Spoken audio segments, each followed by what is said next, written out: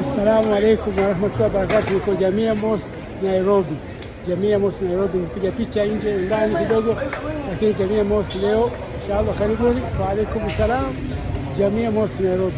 Mashaallah, msikiti wenyewe nje kuna biashara nyingi za Waislamu na development kila aina. Na hapa ndani msikitini kuangalia kumejaa watu wamekaa baada ya swala la asr.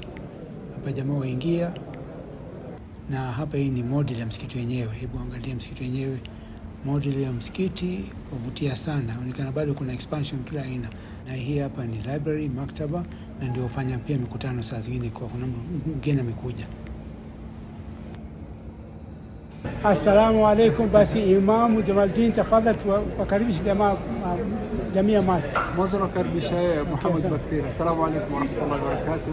Karibuni nyote kutoka msikiti wa Jamia, na ambieni marhaba. Mimi ndugu yenu Jamaldin, imamu wa msikiti wa Jamia.